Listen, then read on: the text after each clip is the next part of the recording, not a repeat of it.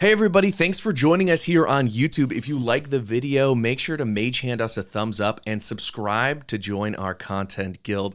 Also, leave a comment in that comment section down below and let us know if this episode inspired you or if you would have done it differently. And don't forget to ring that bell so that the algorithm goblins notify you whenever we drop a new episode. You can also attune to us on your podcast platform of choice and check us out across the plains of social media.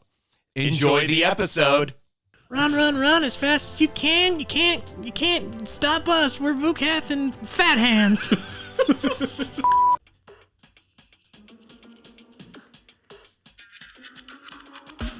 Welcome to Dungeon Busters, your Dungeons & Dragons actual play experiment. I'm Diego, a professional dungeon master and actor. And I'm Michael, an actor and role-playing addict. Each episode, we summon a special guest who helps us give your game inspiration one encounter at a time. We don't just play D&D, We put it to the test. Hey everybody, welcome back to Dungeon Busters. We're excited to be back today. Today, our special guest is Shane Schmidt. Hello. Thanks for joining us today. It's my pleasure. Thanks for having me. Yeah, of course. Diego, what are we checking out today? Well, today I want to start off by asking the question, what is the best chase scene you've ever seen in like a TV show or like a movie or even like read in a book? What's one that has like stuck with you, whether, you know, like it's on foot, on car, on vehicle, whatever it is, and any thoughts? I will say the Jason Bourne chase scene sticks out in my mind when he like jumps through the window when he's jumping between buildings. Oh, yeah. Iconic. Where the guy, like the camera guy follows him too, and then he just, in the behind the scenes, you just. But yes, I know which one you're talking about. Also, maybe the Cap and Winter Soldier chase scene. Ooh, that's a good one. Black Panther. Yeah. Those ones are the first ones that like pop into my mind. Yeah. I'm also thinking of the one that I had in mind was the Casino Royale. Ooh, that's a good chase scene. Even the yeah. Skyfall chase scene at the top of the Bond movie there. Yeah.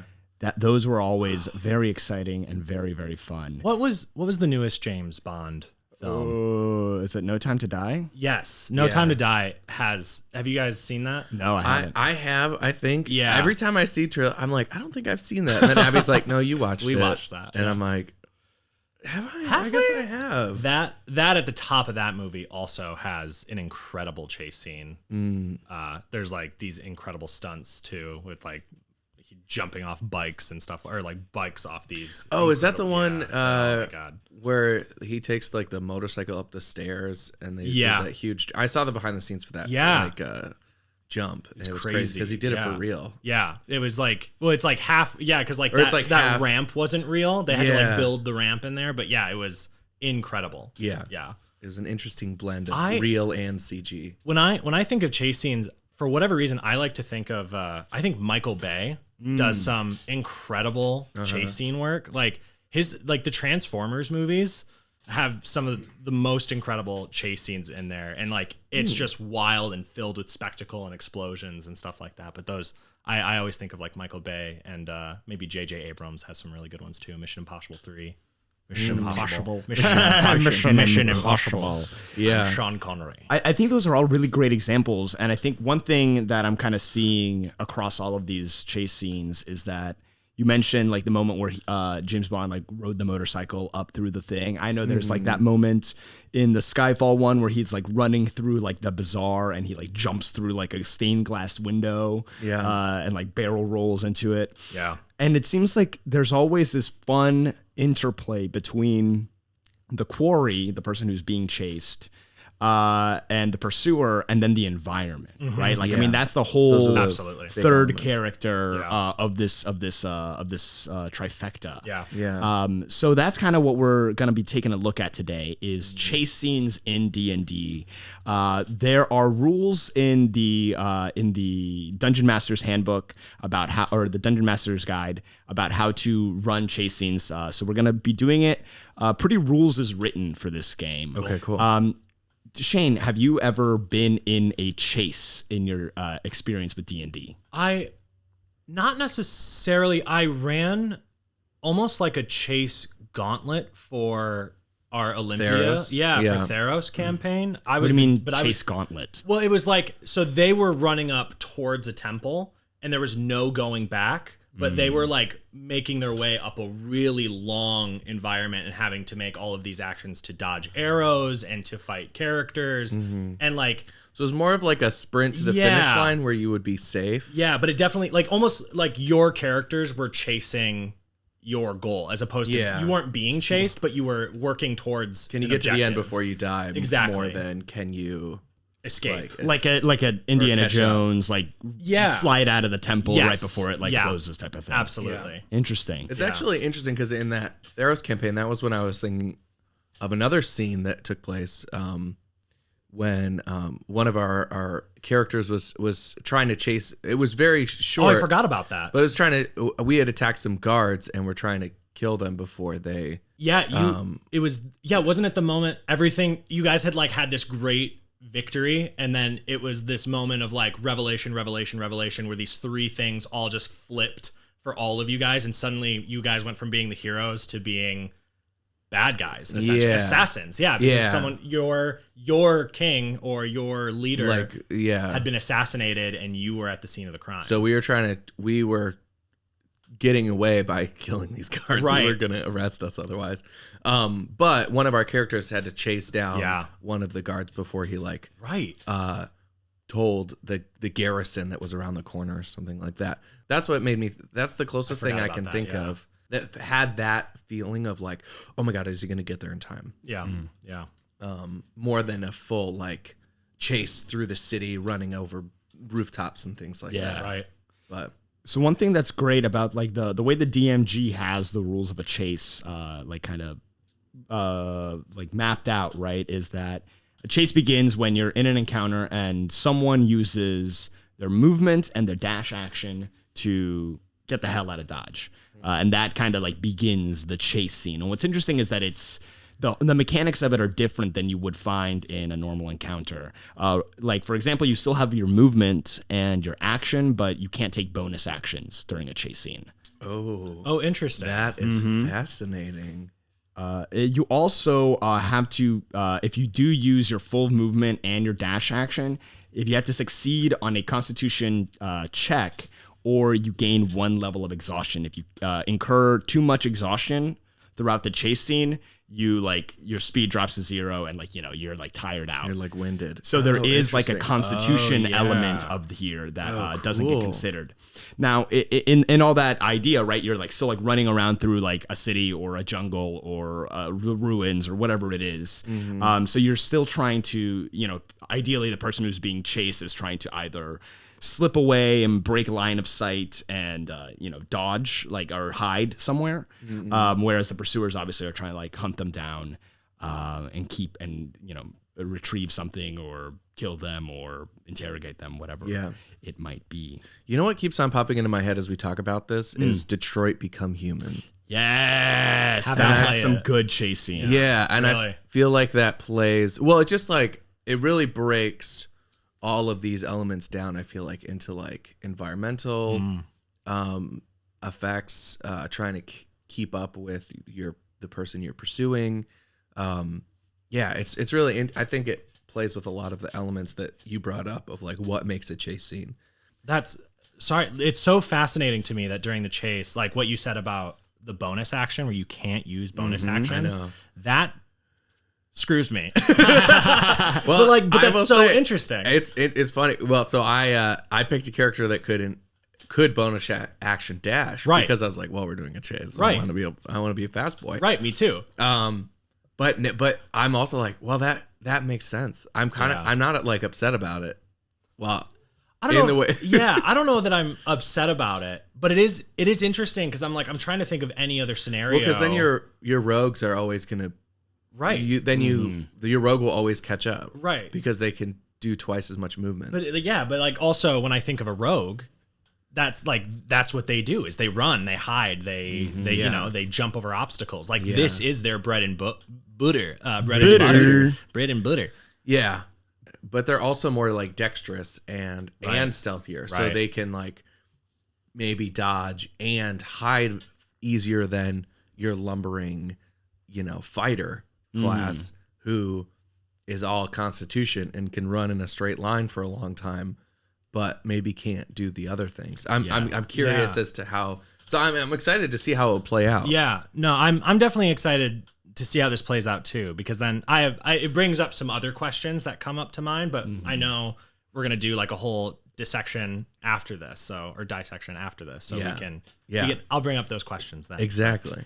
Well, shall we jump into it then? Yeah, let's go to the lab.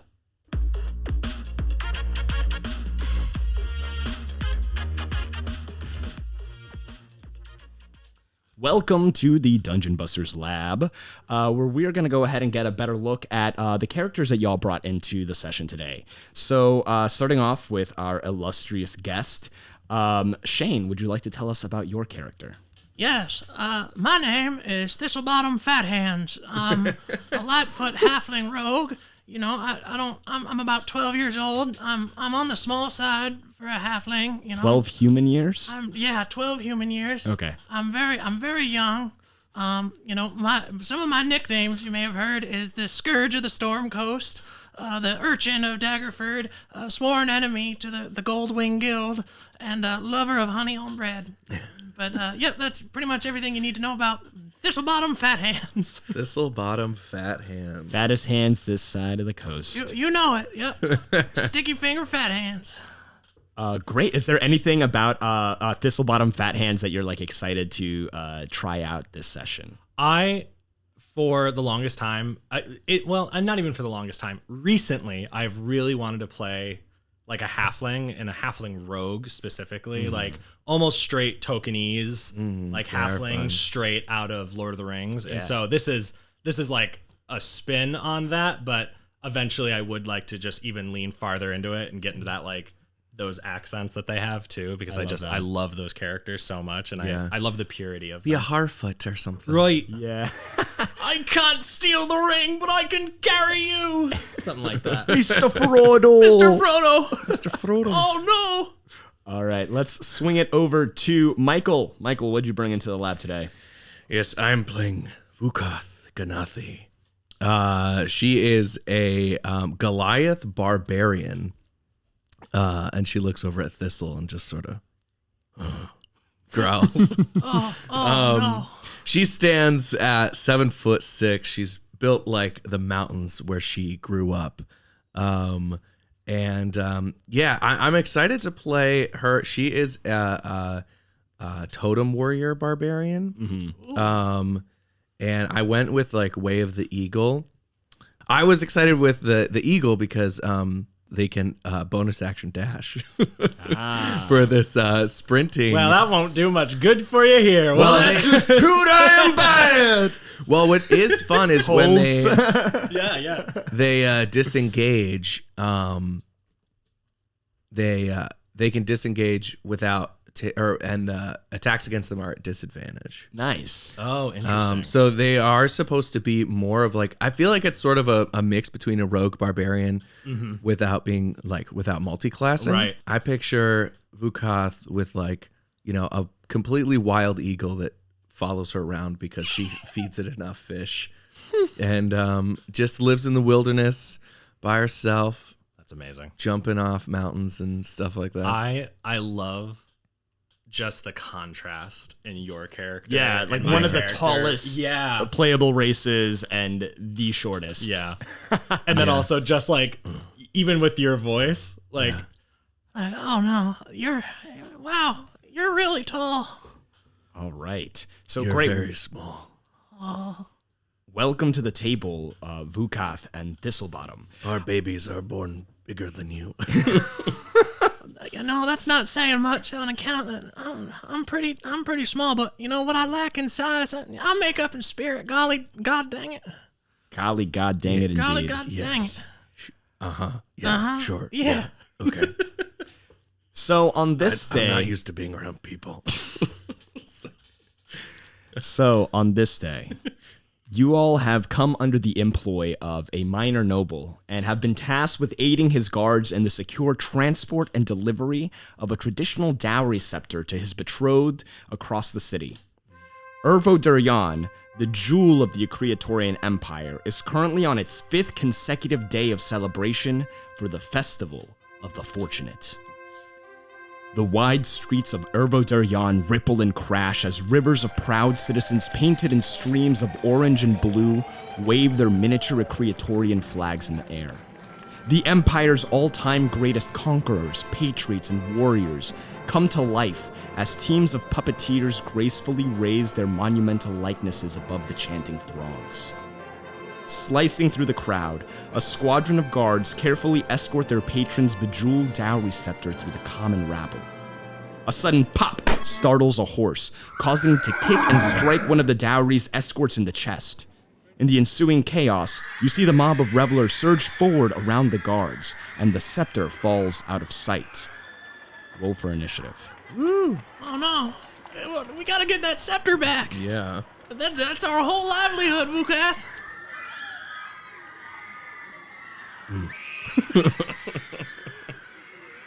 All right, amazing. What did you get, Vhukath? Vhukath got a 3. 3. I think she's now used to being around these many, like this amount of people. So she's just like really like kind of on edge and isn't really sure what to focus on. Well, Vhukath, I need you over here. Focus. We got a job to do.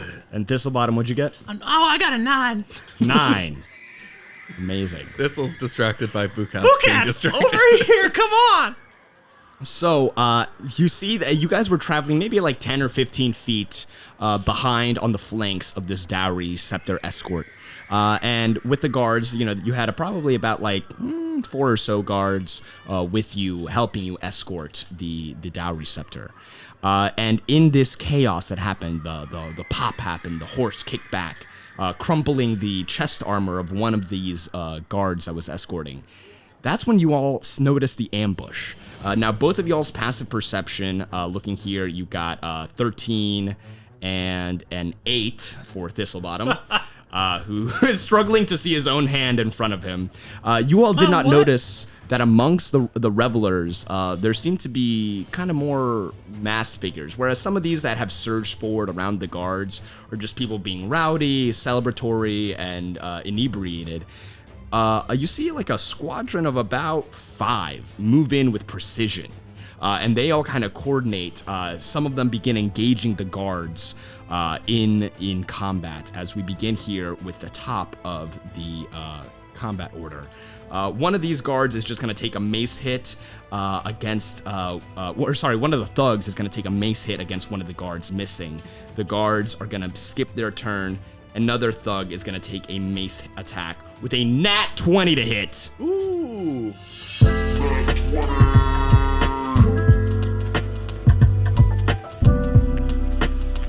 This doesn't feel like something to be celebrated. Nat 20. As he cuts through one of the guards, we go now to another thug. You know, we celebrate all nat 20s here. Who is going to come up with his mace, another solid hit, striking down a guard for 7 points of damage. No!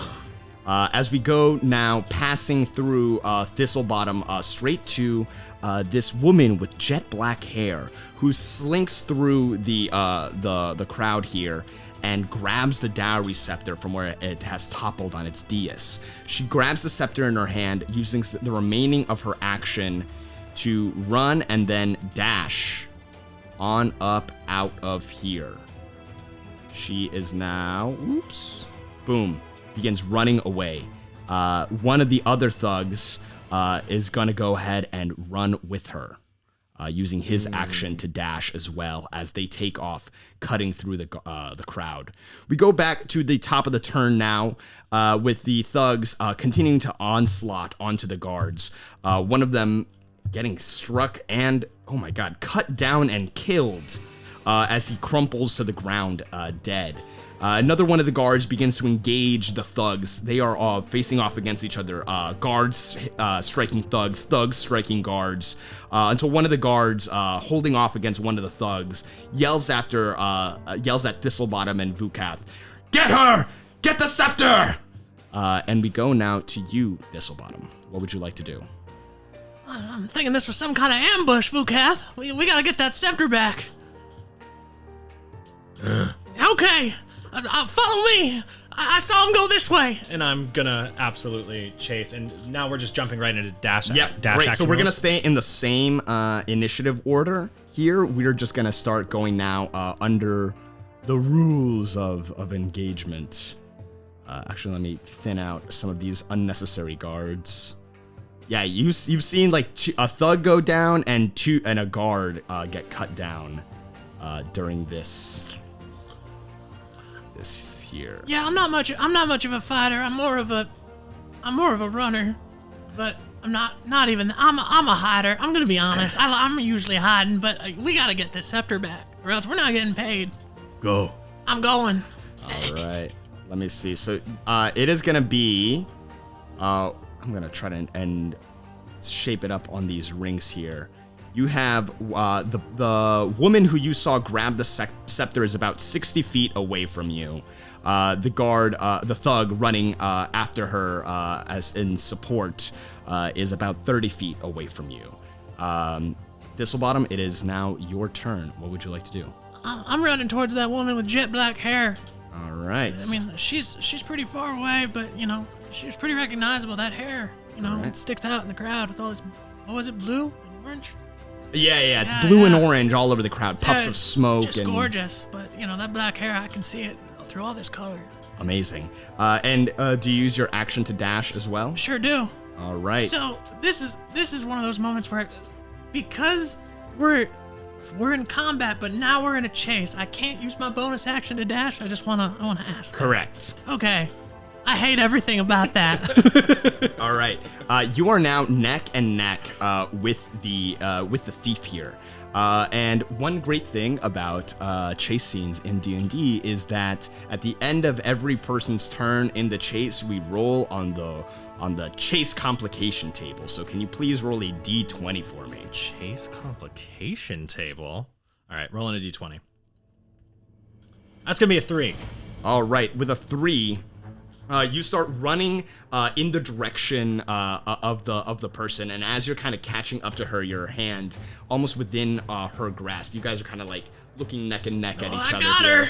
I got her. You're kind of toss a look back at Vhukath, and your view is blocked by a stained glass window that is now pulled up in front of both you and the spy here.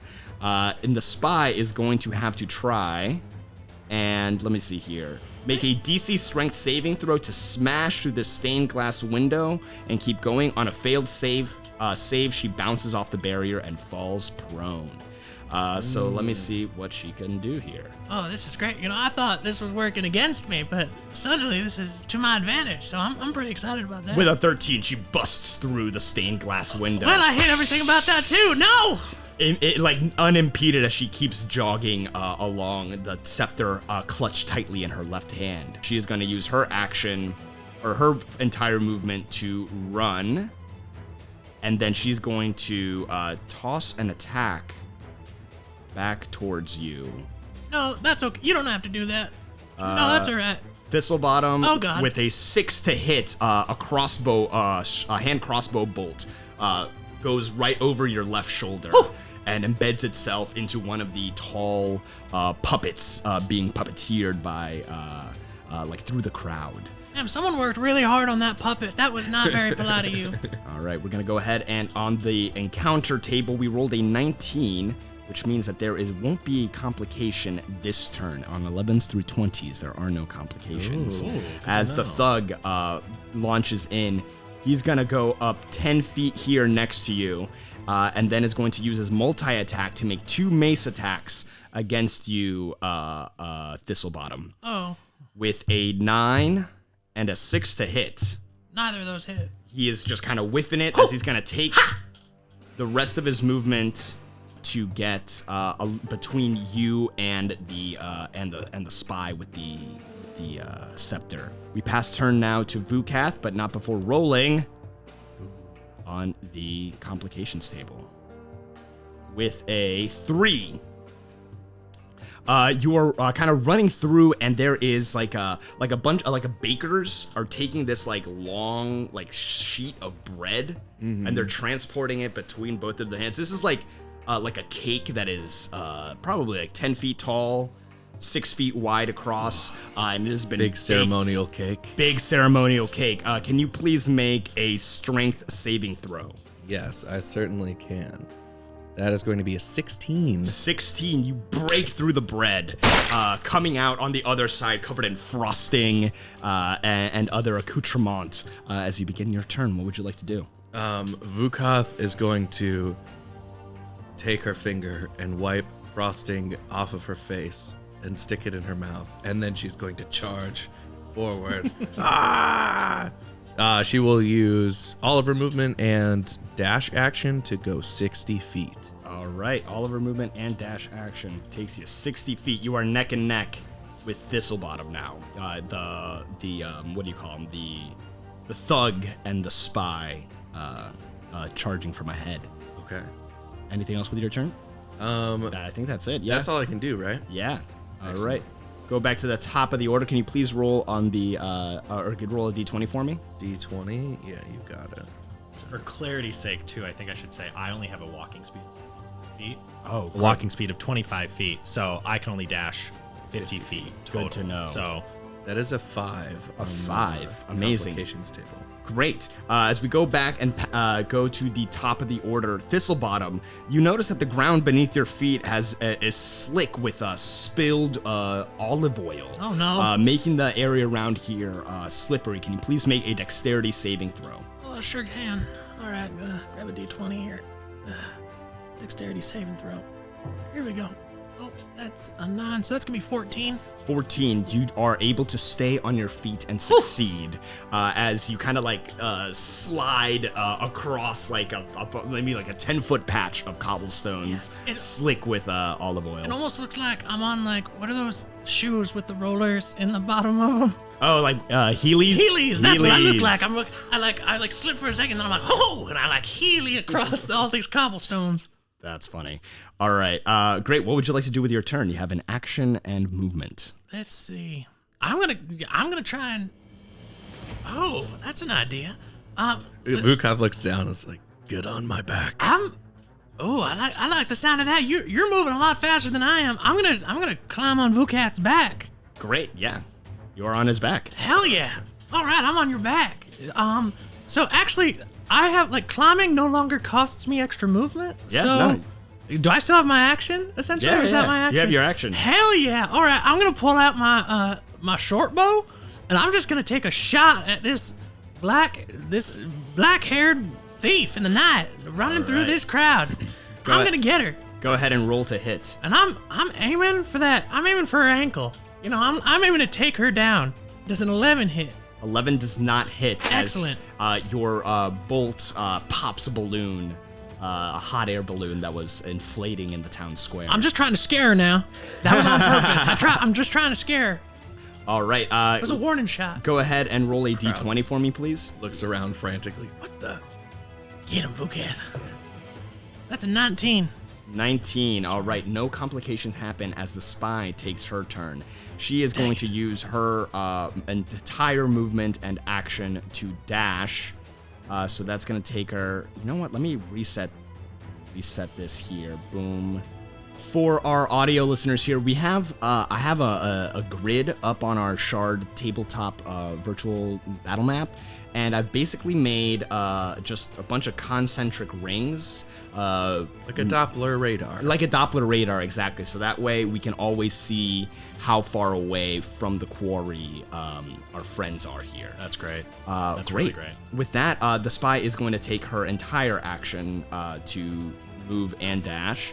So that's going to be 60 feet of movement, putting her at 100 feet from the quarry, from the chasers here now. As she is running this way, the crowds have thickened, and she has kind of turned into a part of the like an alley of celebration that's replete with fire jugglers and magicians and other people, beggars trying to make their way and earn their keep here amongst the festival of the fortunate. Great, with that we go ahead and pass turn now to the thug. He is going to use his action or his movement to go ahead and move 30 feet. now 60 feet away from y'all. He's going to turn around and loose a crossbow bolt at Vhukath here. With a 4 to hit, it is going to miss. Vhukath, look out! Whoa! Oh, and I forgot to roll on the... No, you rolled. Yeah, I thought you rolled a 19. Yeah, perfect. Awesome. Now the thug is going to roll for the next person. Ruh-roh. So on the end, and he rolled an 11, so that's going to be a big fat nothing. No complications on this turn. Everyone, get out of the way! As we go now to Vhukath with Thistlebottom on her back. What would you like to do, Vhukath? Vhukath is gonna charge forward 60 feet. All right. Because there isn't any way that I can so I would be able to essentially catch up with the guard, right? I think. Or the other. Yeah. Is that 60 feet? But that uses all of my stuff. Correct. So you are neck and neck with the thug right now. Okay. The spy with the scepter, she has managed to pull forward. She's about 40 feet in front of y'all. Okay. Great. And that was... Yeah, I'm just going to keep on barreling with... Oh, crap. I forgot. You all should have been rolling Constitution saving throws. Oh, okay. All right. Go ahead and give me 2 Constitution saving throws apiece. You got it. Wait, we do that for every... For every time that you used your action and dashed. So I think you only... Yeah, I did it once. You just did it once. Yeah. You did it the one time. Great. Okay. So you give me 1 Constitution check. 18 and 15. 18 and 15. And a 12. Great. Yeah. As long as you roll 10 or higher, then you do not gain a point of exhaustion. Let me roll. Oh, that's how you would slow down. Interesting. You would gain... Okay. Let me roll. Because I'm like, for the how do spy. we keep this up? Right. How do we catch up at some point? Well, and it's so interesting too because I mean you're a barbarian, so you naturally have a higher constitution. Yeah. So it's interesting. I run far. Right. It makes sense in that regard that you would be able to keep running way longer than Thistlebottom would. Little legs, but big heart. Exactly. Dang it, Vhukath, you got it. I think we're gonna be good friends. Big legs, big heart. Big heart, absolutely. I see it, Vhukath. I can see it in you. I can see it in your eyes. Thank you. I also grab a little bit of frosting that's left on your cheek and, oh, is that lemon? That's good. All right. The spy has now incurred 2 levels of exhaustion. Got her. And just so a quick reminder on exhaustion levels here. Exhaustion level 1, you have disadvantage on ability checks. Exhaustion level 2, your speed is halved. Exhaustion level 3, disadvantage on attack rolls and saving throws. Exhaustion level 4, hit point maximum halved. Exhaustion level 5, your speed is reduced to 0. Ooh. Exhaustion level 6, you die. But, in this context, once you hit exhaustion level 5, presumably you pull off and are wheezing and panting in the corner. Yeah. No, I love till the you idea die. of running until you die. Drops dead. Yeah, death march. That is wild. Because it takes a long... You can regain... You lose a level of exhaustion per long rest, right? Yes. I believe So you could, have to spend 3 or 4 full days of just recovering from a chase that goes awry. Yeah, I think within the context specifically of a chase, a creature can remove the levels of exhaustion it gained during the chase by finishing a short or long rest. Okay. Gotcha. So it's and that's more on like page 252 an of the Dungeon acute Master's Guide. exhaustion. Exactly. It's- Yeah. Okay. Interesting. So as long as you took a short or long really rest cool. after this chase, you would clear off all of the pain. Did anyone pick up any exhaustion besides the spy? Not me. All I'm right. not It's, even- I'm not it's even 11 running. or higher?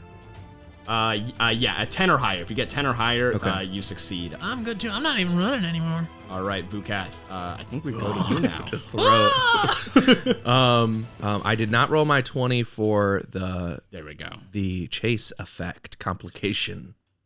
Complication. That's a 3. A 3. This chase is getting complicated. Ruh-roh. Is that another stained glass window? What's with all these stained glass windows? So as you're kind of walking through, you see some stonemasons crossing kind of this like narrow gap in the alley, kind of behind you. Okay. And they're carrying just this large like statue, kind of wheeled on by have a little cart that they're balancing it on as they push it through the crowd here. Thistlebottom, can you please make a strength saving throw? Uh-oh. Strength saving throw. Here we go. That's gonna be a 12 from old Thistlebottom. 12. You plow straight through the. Just punch it. Yeah. I've got a little body, but a big heart, and just punch right through this You statue. punch straight through, emerging on the other side on a cloud of dust. I've never felt so strong in my life, Vhukath. I think it's all because of you. All right, Thistlebottom, you got action and movement if you want to use it. I'm gonna just stay up here on the shoulder of my good friend Vhukath, and I'm just gonna take another pot shot at this girl's ankles. It's those All right. big hands. That's how you punch through that. Exactly, it's thing. these big fat hands. Go ahead and roll to hit. All right, does a 16 hit? 16 hits. Go ahead and roll damage. Excellent. Ooh, that's gonna be 9 damage. Solid hit as you get a bolt right in her calf. Ooh. Got her. All right, you have movement if you want to use it, or you can stay on Vhukath. I'm gonna stay on Vhukath. I'm gonna right. stay up here. Great. With that, we go now to the spy. Can you please roll on the roll a d20 for me? I would love to. D20. Here we go. Oh, we got an 8. An 8. Ooh, okay, great. As the spy is rushing through the crowd here, you see that a bunch of beggars have kind of lined up and are asking for offerings here.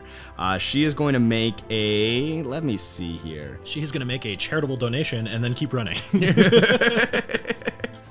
Yeah, you know what? Actually, she's gonna just like, you see her reach into her pocket and just like flick, like throw like a bunch of coins on the floor behind her. So all the beggars have now rushed in and are like kind of pawing over all the gold here. Everyone that's like kind of in that 10-foot square has now crowded in to get some coin that she has dropped. Uh-oh. That sounds... She turned that complication into one from her into for us now. Like, that's... Oh, no. That's With not that, good. the spy is going to use her action to dash and her a full movement as well. Her movement is halved since she did incur that exhaustion. Oh, so she can only go 30 total. feet. Yeah, that's 70. Boom. As she continues to run that way, she's gonna now roll on the table with a 1.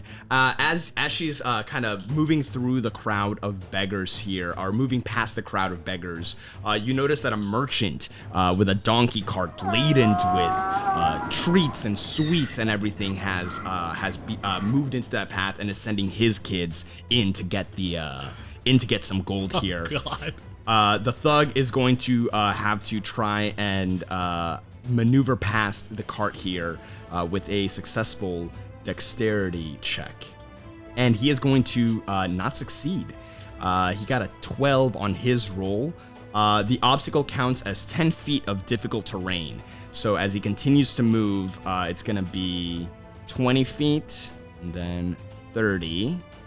And then he's going to use his action to toss back another heavy crossbow bolt at Vhukath with a 7 to hit. Man, these guys are not good at shooting behind themselves. It's all the running. You know, it makes it hard. Trust me. Missing with his bolt, he's just gonna put his head down and continue running. As you're looking at his back, you see him dive through a maze of like barrels, crates, stalls, and stands. As you're kind of working your way through this kind of like back merchant alley. With that, Vhukath, I'm gonna need you to make a dexterity saving throw to navigate this maze correctly. I believe in you. Vhukath thinks back to all the times that she would run against her, the children her age through like the cliffside paths that they would, the obstacle courses that they would design, and that's gonna be A dirty 20. Nice. We love it. You are able to navigate this short maze with ease. Her arrows her eyes dilate like an eagle's trying to focus on the thief with the black hair. The thief with the black hair. Wow, you are big, but you are nimble. I am. Color me impressed, Vhukath. Yes. You are a woman of few words, and I respect that. I'm going to use action and movement to move. Great. So I'll do action dash and movement to Great. just sprint past this soldier guy and try to get 60 feet and get as close as I can to the... Great. You're going to move 60 feet. And I'm going to try to catch up to our thief. Yeah, perfect. And that's a Constitution saving throw? You said saving throw, right? It's a Constitution check. That's what the DMG check. says. Okay. Actually, not a saving throw. The saving throw is better for me, but I will do a check. Oh, ooh, that's a 22. 22. Pff, like a Terminator, dude. You're just... If I could, I would love to. Well, I would just like push past the guard or the other thief.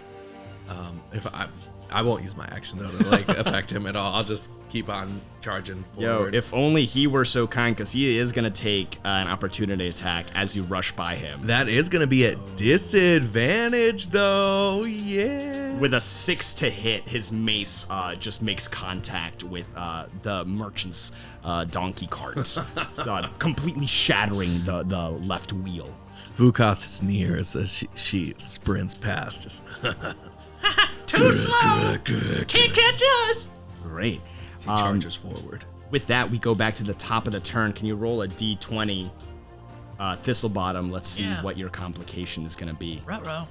I'm looking 13. at right there. That is no complications for you, Thistlebottom. Heck yeah. What would you like to do with your turn? You are now within 10 feet of this thief here.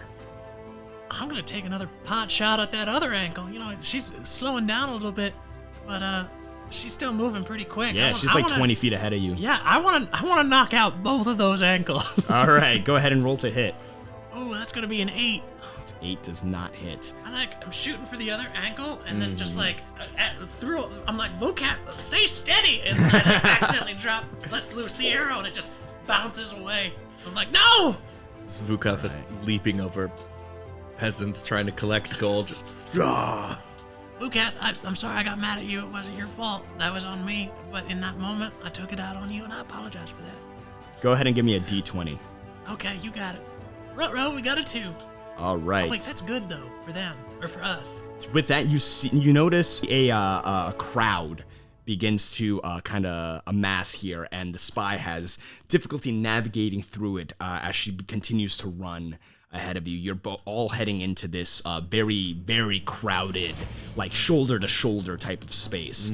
Let me see here. I'll jump shoulder to shoulder if I have to. I'll catch this woman. She's going to make a acrobatics check here, DC 10, to make her way through the crowd unimpeded. All right, let's see. Good luck. With a 5, it is going to count as difficult terrain, as the first 10 feet of that is challenging for her. Perfect. And she is now 40 feet away from y'all, as she is going to try and, let me see, she's going to duck into an alley. As she's doing so, she is going to toss another hand crossbow bolt behind her at Vhukath with a 14 to hit. that hits. Meets it, beats it. 6 points of piercing damage. Vhukath! And leaving for you a complication of another large obstacle. This time, you see a puppet show being like kind of displayed like for kids, like kind of as you're breaking through on the other side of this crowd, following the crowd that she's in there. Can you please make a dexterity saving throw? Yes, dexterity. This is a saving throw, not a Oh, check. no, sorry. Make a dexterity check. Okay. Are we still rolling for Constitution saving throws on this as well? Yes. Okay. Did you roll a Constitution one? You rolled a bastard 20 that last time. Yeah, I think I did. Okay. Yeah. I'm asking. You don't more, have to, I don't because- have to because I'm not running, but I'm asking more for her. Yeah. Yeah. This time she didn't because she shot that crossbow. Right. bolt. Yeah, Right, she used her right. movement. Gotcha. Okay. Dex check is going to be right, it's only you, a 5. All right. As you come crashing through this children's puppet show, that counts as 10 feet of difficult terrain. So that's going to consume barrel 20 through feet of your movement. As I pop back up, yeah, I was gonna say, your hands have puppets on them now. I was gonna say there's a puppet about my size, like also on your shoulder, and it's a woman. I'm gonna go, Well, hey, how you doing?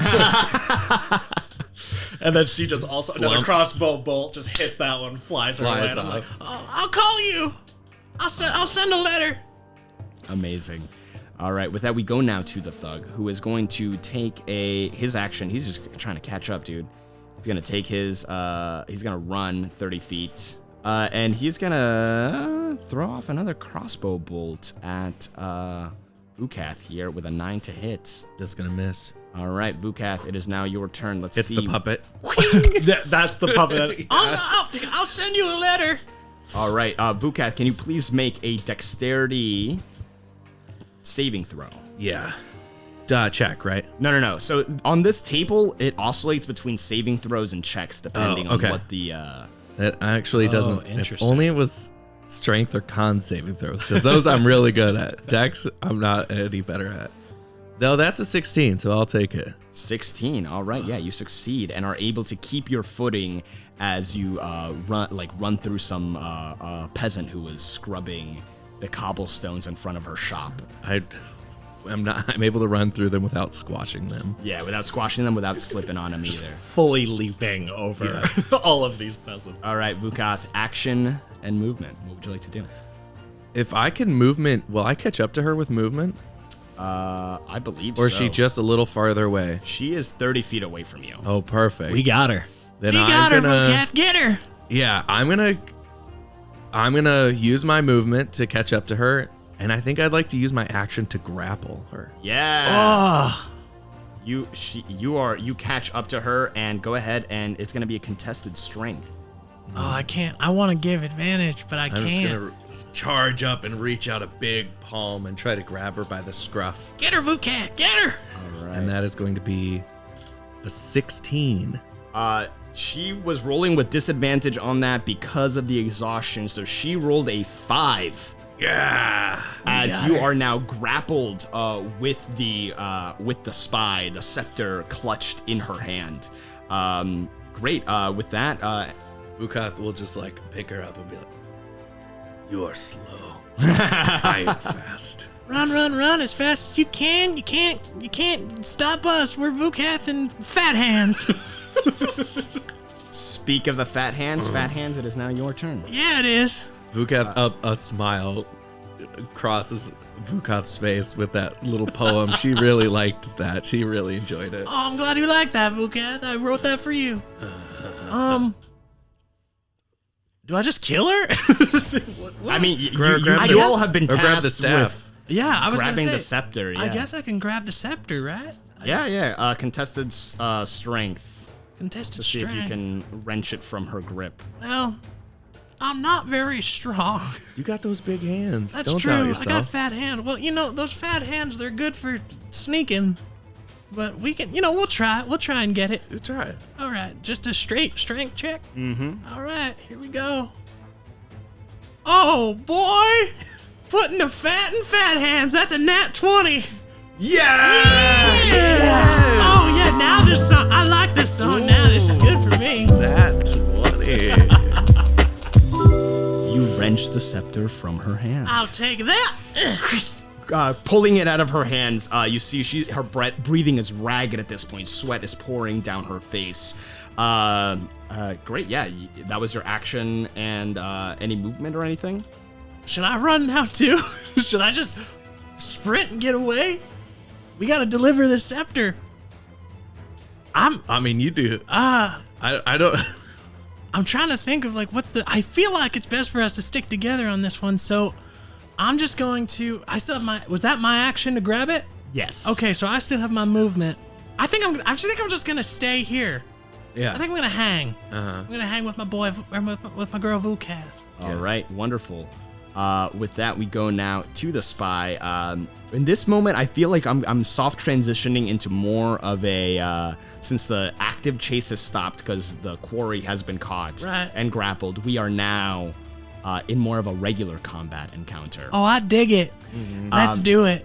And as you're, as you see Vhukath holding the spy aloft by the scruff, the spy, she is going to try and break free. So contested strength to see if she breaks the grapple. 18. Oh, disadvantage since she has. Oh, thank God. She rolled a 9. Yeah, she did. Ooh, I also rolled a 9. 9. So she meets it and beats it, right? So the spy, she takes out a dagger and cuts the little bit of the hem of her cloak off so that the little hem is still in Vhukath's hand. She's getting away. She slowly backs up to this these kind of dingy swinging saloon doors. Kind of like it looks like you can smell the smells of ale and okay food kind of wafting out from the outside. And as she kind of like pushes herself up against the doors swing open. You see that her scarf has kind of come down, and you notice like a little like tattoo, like streak on her cheek. Everyone that's coming out of this bar has the same tattoo on their cheek. Oh, I'm gonna roll some dice here.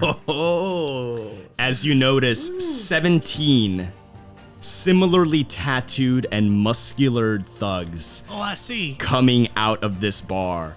One of them looks down at the spy. Glissa, have you gotten into some trouble now, have you? And they turn their attention to you and the scepter in your hand. My name is Vhukath, not trouble. Vhukath, I think we gotta run. The thug is catching up now. He is going to loose a heavy crossbow at you, Thistlebottom, with a 6 to hit. It embeds itself in the sand right in front of you. Vhukath, we go to you, Thistlebottom, on deck. You're facing off against... Right.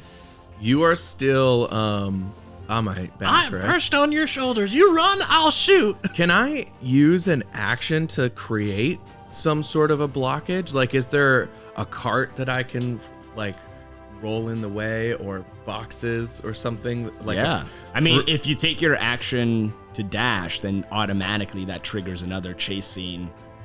If you use your full movement, take your action to dash, that triggers another chase scene. It creates a complication. And then they will be your turn will be over, and we'll roll on the complication table. I guess I was wondering, like, if I could, instead of like rolling for it to be chance, if I can use my action to for sure. make one happen. Yeah. What were you thinking? Just like tossing a cart?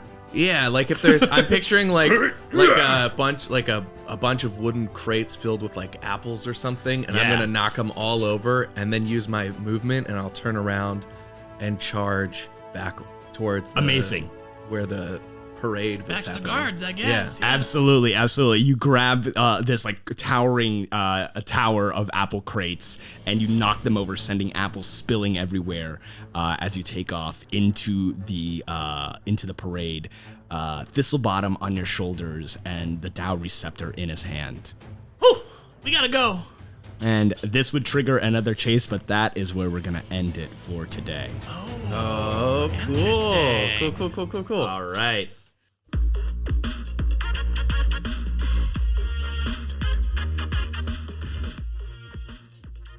So, you guys catch your breath? Yes. All right, so this is the part of the Dungeon Busters experience where we go ahead and break down what we just experienced. So I'd love to just, off the top, what is a moment from this encounter that's stuck with you, something that struck you, something that you might have found interesting, challenging? I loved the all the visuals, and like the whole village or city felt really alive because there were so many interruptions and things coming across. And I guess I'm a little curious on the back end what it looks like, but I'm assuming it's like a large obstruction, a small obstruction, like, and then you flavor it with like, this is what this is. Exactly. So it's more like if you roll this, it's this type of a check, and then you decide what that is. Exactly. Just a couple choice ones here. If you rolled a 1, a large obstacle such as a horse or cart blocks your way. Dexterity 15 check to get past. the obstacle on a failed check, it counts as 10 feet of difficult terrain. Okay. You run into a brawl in progress. Make a DC 15 strength, athletics, acrobatics, intimidation, or a check of your choice to get past the brawlers unimpeded. On a failed check, you take 2d4 bludgeoning damage, and the brawlers count as 10 feet of difficult terrain as you're walking through them. So it does have like all different like kind of basically mechanical stuff, and then you can flavor it because we got like the number three twice. Yeah. I like that like 10 feet of difficult terrain is the penalty because it's like, it is a penalty, but also like it starts off smaller maybe with 10 feet, but then if you take levels of exhaustion, that 10 feet becomes a lot more impactful. Yes. Right. But it doesn't feel like compounds. you can't, it's not like you lose all your movement so it's, you're still trying to like catch up and right. And you don't lose any of the momentum. Because like that's what the chase is about, is keeping that chase going at least for a little bit. And so to be able to just lose 10 feet, you're able to keep that momentum going. But there is still the penalty, which I think is really great. And it's interesting too, because assuming that most characters are 30 feet of movement, 25 for our smaller folk. That's me. I mean, like that 10 feet of difficult terrain consumes 20 feet of movement. Yeah. So then you have maybe 5 or 10 feet left to move beyond that. yeah. I agree with Michael. I think all the environmental things that you brought in, I mean, that was what we talked about right at the top, is like what makes a really interesting chase, and the way that you brought in the environment and the way that we got to interact with it and play with it while continuing the momentum of this chase was really, really fun. That was, especially when you brought in the stained glass for the first time, I was like, that's really cool. Like, I love that, instead of just being like, all right, I roll, you run. You roll, I run. I roll, you run. Like instead of it just being like this back and forth, it was these really interesting complications. I know one thing that we talked about, obviously, that we were worried about is like, how is the lack of a bonus action going to affect it? But I do feel like, we both had a bonus action that would allow us to dash. Right. And it wouldn't have been a chase. Yeah. It would have been like, fight. Gotcha. Yeah. Yeah. Yeah. I'm curious because I actually wasn't aware of that as part of running a chase. Right, me neither. That was part of it. I'm curious if you're in a party and you enact like, okay, now we're moving into a chase. I can imagine if your rogue being like, what? Right. You just took me out. You just took me out of this. But every time you use movement and dash, it could cost a level of exhaustion. I think that really played into it. And I loved that we were about to flip it at the end too, to be like, okay, we were pursuing, now it looked like to be pursued. And I think that would be interesting as well, of like, what types of things do you do to get away? It makes it simpler because you don't have a bonus action, but I think that helps for the chase to keep it moving and to make it so much about the environmental impacts. And I love that that's after every turn. Yeah.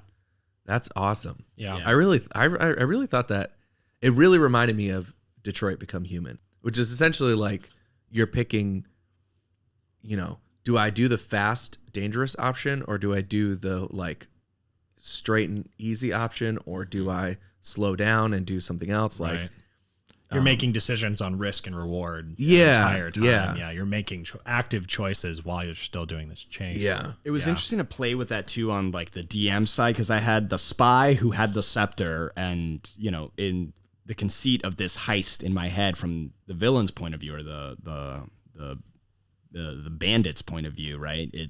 We got the one person who can run, and her job is just to get the fuck out of here. Right. It's just to get and then we out. have another guy who's like on her 6, like trying to keep any would-be dangers away. Like the shield almost. Exactly. Yeah. Well, and it would have been interesting, like, we didn't take a lot of damage. Like, they just didn't roll very well. Yeah. But if got we had really started lucky. getting low on health, then we're also like, well, we got to take these guards out, so we have to fight them. Right.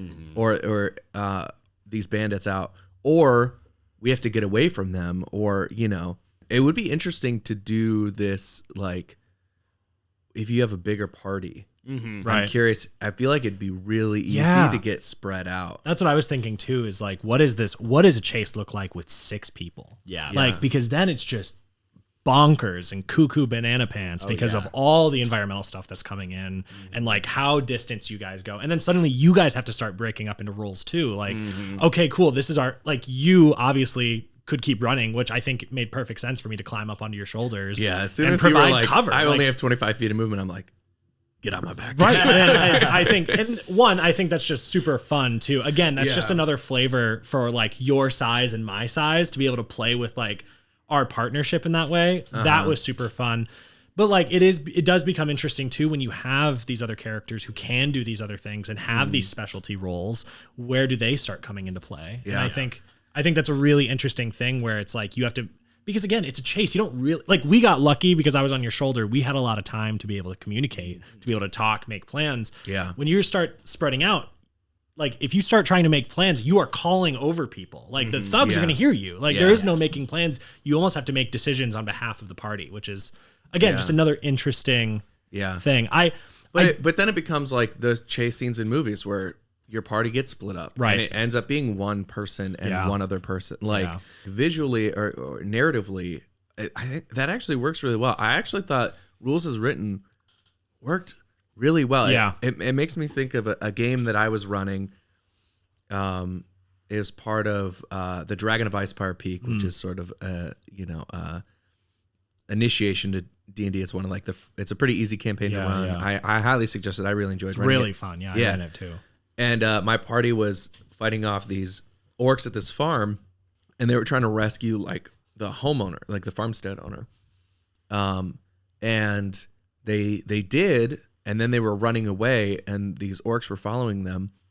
And I wish I had switched to chase rules because they would like run away, and then the orcs would catch up, and then they'd run away, and the orcs would catch up, and it was just like, this is gonna go on forever, right? This doesn't stop. You know, and it does affect it when it's like, well, orcs do have high constitution, so they may be able to chase you down, right?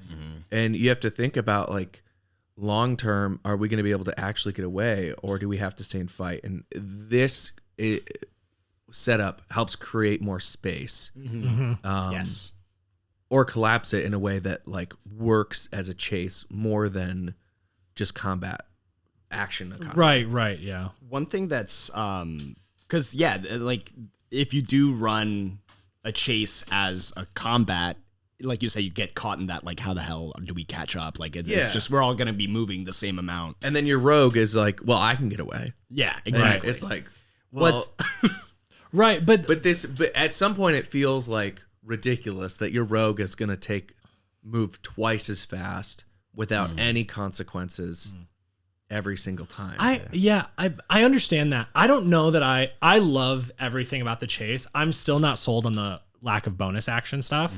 Okay. Just because I think, I mean, that is like bread and butter rogue. Yeah. Like that is what a rogue does, is they run, they hide, they escape. Like that is what they've been arguably doing their entire life to get to this point where they could do that thing. And so it's interesting to me where it's like you finally have this opportunity to really let your rogues, your monks, I'm trying to think, other dexterous characters, fighters even too, really let them loose, and you're just going to handicap them, which I think like it becomes less about dexterity and it becomes more about constitution. Now, I will say I love the addition of the constitution stuff in there because then it is more of a marathon, but I don't know. I still feel bad. Like I don't play a lot of rogues, but playing as a rogue, like I literally built this today for the chase. And then I was like, oh, that's a bummer that I don't even get to use the best parts of being a rogue. Yeah. And so like, I don't know. I think with the addition of all of these chase complications, I think that in itself is enough to be like, to add enough complications where it's not just you run, I run, you run, I run. As soon as you add these complications every single turn, it then does become way more interesting. I mean, I guess the like home brew version that it would be interesting to test, I think would be, okay, they have the bonus action, but every time you use your bonus action, you're still rolling for the constitution saves for the level of exhaustion. Yeah. Yeah, I think that makes sense. So maybe you're faster right out the gate. Yeah. But but you're going to roll more more constitution saving throws. That's interesting. So maybe you'll get winded faster. Yeah. I'm wondering though, like since the rules is written, do away with the bonus actions. It does have a nice effect of streamlining the turn order. Yeah. Which I think lends itself, because I hear what you're saying about like handicapping, like and like we were doing an episode on monks the other day, and we were talking about how like marshals a lot of time like they're like the discourse is like they don't really do much compared to the spellcasters, right? And this I'm really getting that. It's like this could be a really great chance where like it's like your monk is just like right, just Terminator step runs. of the wind, Exactly. they get to do like because how often do you use step of the wind? Like in battle, you're constantly using flurry of fists. Well, and even then, flurry of blows is a bonus action, so you wouldn't even be able to like. Would you not be able to use flurry of blows if you were in combat, or I guess, or maybe you could, but you wouldn't be able to move if you use your action. And instead of movement, did a bonus action or something like that. I'm curious. I do feel like there are some snags with the classes that rely heavily on bonus action, like rogue and monk. But part of me wonders, like, if you're in combat and you're like, okay, this person's starting to get away, are you going to chase them? Mm-hmm. Yes. Okay. Next round, and once you start to chase them, it's going to be chase rules. Mm. Well, and that transitioning, because then you have that, like, you have time to use that bonus action to catch them before it becomes chase rules. Right. So you use your entire movement to go there. You action dash to get there. That triggers the chase, and then as the last thing you get to use the bonus action, and then the next turn around it's just actions and so maybe there's a turn of like transition. The one thing that would have been interesting that we didn't play with was like possibly losing sight of them and trying to find them in the crowd. Yes. Because I think that would have been interesting too, because then it becomes, well, we have to find them. So now it's not about the marathon of the chase. Right. It is about like, well, where are they? I'm glad you touched on that, because that is definitely one of the things like that's written here, right? Like this chase ends if the person you're chasing, the quarry, can hide behind something or is in a very crowded area. Mm-hmm. So it can really be like the chase can end that way, like they just disappear in the crowd. Yeah. But that's one thing that I had like on the back end, like planning for this one, because I've never run a chase rules as written until today. So it was like a lot of like, I familiarized myself with the rules. I had the scenario, I had the objectives. I think one thing that would have made this better for me would have been if I knew like a rough path that this was going to be. Like this is like by the end of round 2, they're in the town square. By the end of round 4, they've moved out of the town square and now they're like by the waterfront where it's not as crowded. By the end of round 6, the quarry has taken to the rooftops and now you're like bounding across. Because that's what I was going to say is like part of, what we talked about in the beginning with what makes great chase scenes is not just in a singular environment, but changing to different elements, changing to like they're running across the river or they're like making checks to jump across the river. They are on the rooftop. Like it does, again, just adding all these different complications into the story for your characters. Well, and I wonder too, I think what's so fun about this style is we get to immediately peek behind the curtain. Right. And it's interesting that the table says like, it's this type of a check. Mm-hmm. And I wonder if a way to make your rogue feel less handicapped is to make it less like this is a strength check and more this is the obstacle. How do you get around it? Because as a rogue, it might be more like I want to slide under the statue. Right. Give them some agency. And then that way it can be a dex save or an acrobatics save or check as opposed to strength. Yeah. So that they feel like they can play to their strengths. Yeah. Because that would allow a rogue or a monk who has high dex who would be able to jump through a crowd pretty easily. Right. Even with that crowd full of people at some point, you could have just shoulder hopped. Right. Yeah. I've done that as a monk before. It feels cool. Yeah. It feels really cool. And it's like, I think that would be a cool way to maybe feel less handicapped. And that, especially where you have a spellcaster who is like, oh, I'm not going to be able to get through this crowd. I have low dex, I have low con, maybe high con, but still like. Or maybe the spellcaster casts sleep and then like 6 peasants fall asleep and now it's not difficult terrain anymore. Or it is in a different way or whatever. But I will say Chase though is interesting because haste becomes like such an powerful spell here because everything is double actions. That would be really cool. Right. Spellcaster hits you with a haste. And then you have double actions. I will say there are some, and this is just like the urban chase complications table that is in the DMG.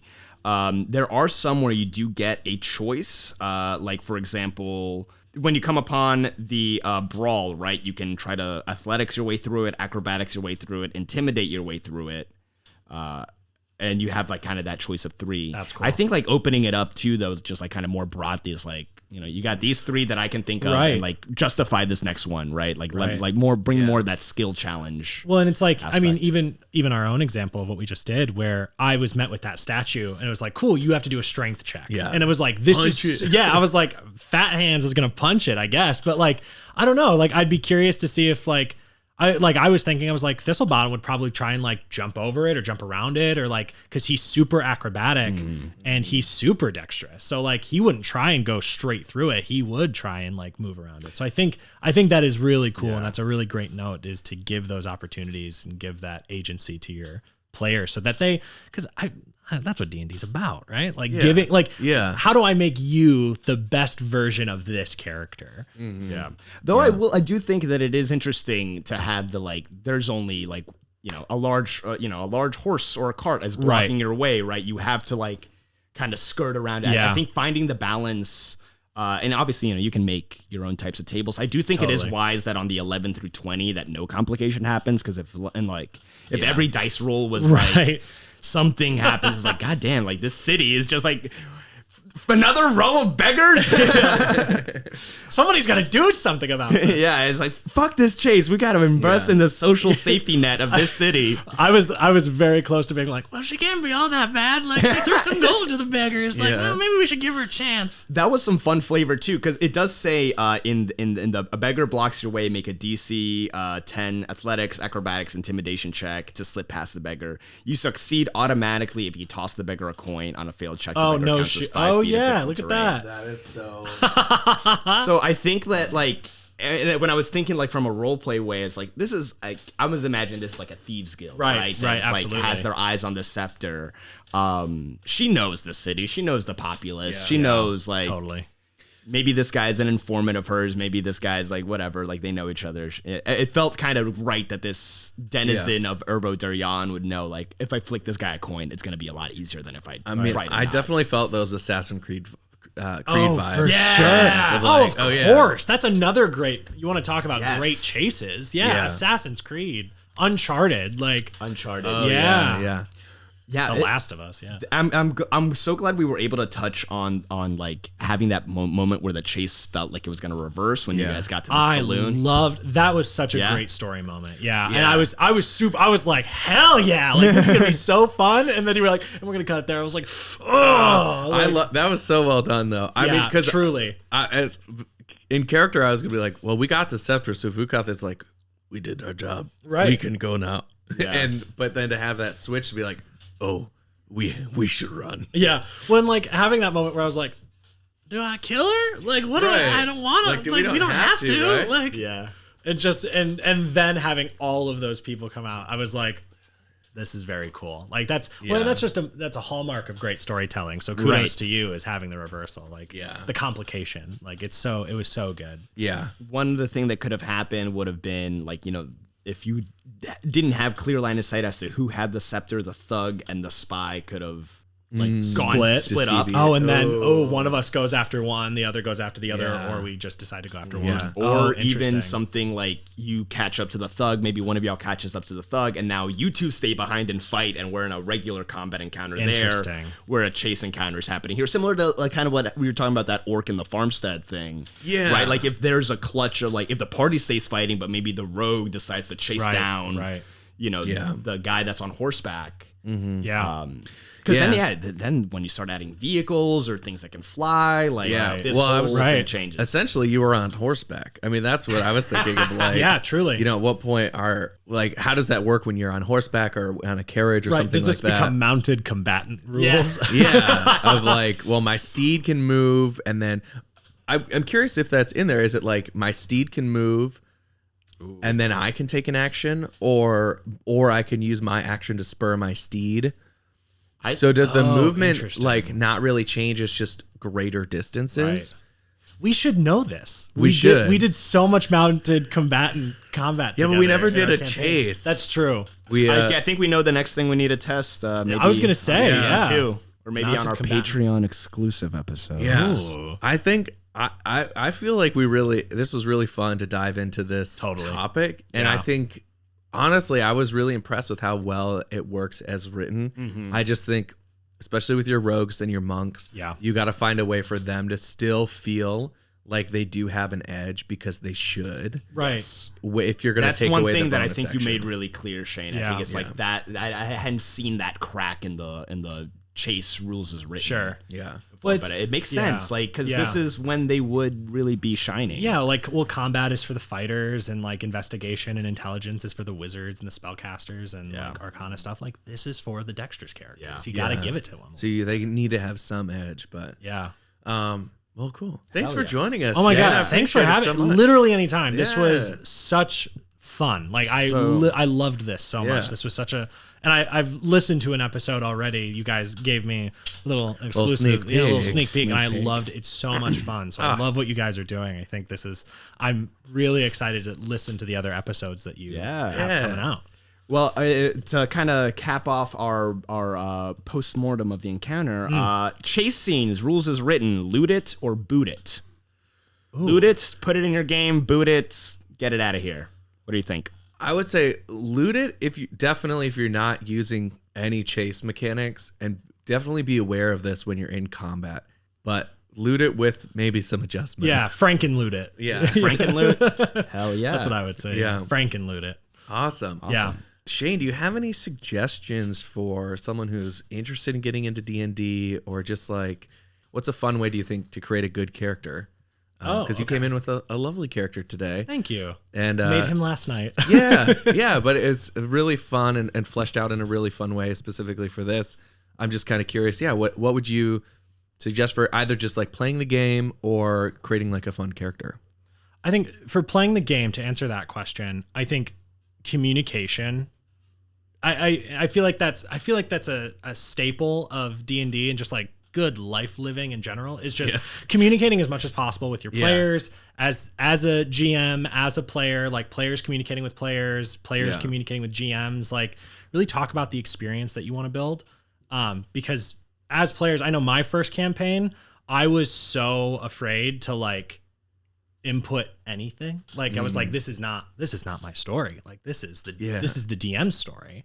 But that's not necessarily true. Yes, it is the DM's story, but they are also facilitating the journey of your character. Yeah. And you have to tell them, and they will it should love be our story. Right. And the more you tell them, the more you give them, I know when I started DMing, when I had players who were I want this, I want this, I want this, I was oh, that's great. I can use all of those things, and I can start dropping them in whenever I want. You're giving me breadcrumbs. You're giving me ways to, because so often you have these characters where it's why are you here? Yeah. Right. And so I guess really clear ways to reward them. Exactly. Reward them or breadcrumb them. If you're giving them, when people walk into a bar and you're there's a mysterious stranger in the corner, a lot of times they're okay, that guy's weird. Let's find the zaniest character. Yeah. But if you really want to bring your character somewhere, you see your uncle who literally killed your dad, and you know that, and married your mom. Mm-hmm. He's sitting there in the bar. You swore to kill him. What do you do?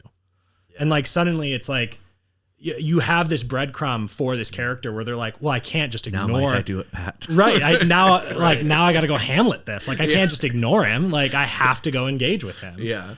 I just think I guess that's one thing. Communicate as much as possible to everyone, and then to create fun and interesting characters. You can have things that you desire. I think that's important. I know for Thistlebottom, Like I fleshed out all of these like weird little things with him just to give him these nuances and give him like these experiences that he had so that he could come in as kind of a fully lived in character. But like all of those things, all of those desires, whether they are objects, need to be linked to other characters for the DM. Yeah. So the DM can then bring in these characters and then it really does become your story. Like you don't want to come in with a character who has never had any bad experiences, who doesn't have any revenge, who hasn't done any wrong to anyone. Like you want to have these characters who are in your back pocket that you can give to your DM so that again, you as a character will have these interactions, these histories with these other players. And you're doing your DM such a huge favor when you do that. Yeah. And it makes your character more rich. And suddenly the other players around the table are like, whoa, like this guy knows people here in this world. Like this world is lived in. Fleshes out the world. Yeah. It makes it feel so much more immersive. Yeah. Yeah, I think that's a great note. Like, I love that. As a player, you can create NPCs too. Absolutely. Or give at least your DM idea for NPCs. Yeah, well, and as a DM too, there's been so many opportunities where like when I had someone fighting a pack of orcs, and I was like, they were like, oh yeah, I'm gonna like hit him, and I'm like, cool, where do you hit him? And like, again, giving those opportunities for agency. And then they're like, oh, I guess I'm going to scratch him across the face. And I'm like, cool, you did a nat 20. You're going to leave a mark on him. Where do you leave that scar? What is that going to look like? And they're like, oh, I'm going to scratch it across his face. That character left, like ended up running away from that fight. And he didn't get chased down. Right. He didn't get chased down. Like he left all of his other orcs and then they all scattered too. But like later they came back and like suddenly that orc came back in, scar across his face. Yeah. And it's like, oh shit, there is a history here now. Yeah. Like this is the orc that, like literally, like this orc is now has a personal vendetta against this party. Yeah. And like, that's so much fun too. Like, I think that's a great reason to use chase scenes in your games anyways. Yeah. Cause now you have enemies who have fought these adventurers and gotten away. Yeah. And now they know like, oh man, no, this wizard spams fireball. Like I need to go, quest for a year, get an amulet of fire resistance, and then I can come back and kill this. Well, and yeah, like again, like because then when these enemies that you make do come back in, they know how you fight. Yeah. And suddenly they can change their tactics too, which makes it all the more interesting. Where it's like, oh, monsters want to stay alive, folks. Yeah, exactly. Yeah. Like they know what you're gonna do. They know that you spam fireball. So this time they did bring that that's so smart. That's so interesting. And it just again adds a dynamicy. Dynamicy? That's a word. Yeah, I'm owning it. It adds a dynamicy to the whole campaign or the whole fight. It makes everything feel more immersive. I love that. Hey, we already referenced Shakespeare, so we can make up whatever words Absolutely. we want. Yeah, you're right. Yeah. Dynamicy. I'm gonna own it. He came up with the word assassin. That was a really? Yeah. Oh wow, I believe that. And swamp, I don't know why I know that one, but he came up with swamp. He came up with swamp. Swamp is such a I guess maybe they use like marsh or something. Yeah, bog. It has such a rich imagery to it. I feel like swamp. It really feels like what it takes to like when you take a step into a swamp. A bubble. Yeah. Swamp. Yeah. Well, thank you for joining us in the Dungeon Busters lab. This was so much fun. Seriously, again, anytime. Like, what are you guys doing later? You free tomorrow? Literally, yeah. And thank you all for listening and watching and tuning in. And we'll see you next time. Peace on Dungeon Busters. Dungeon Busters.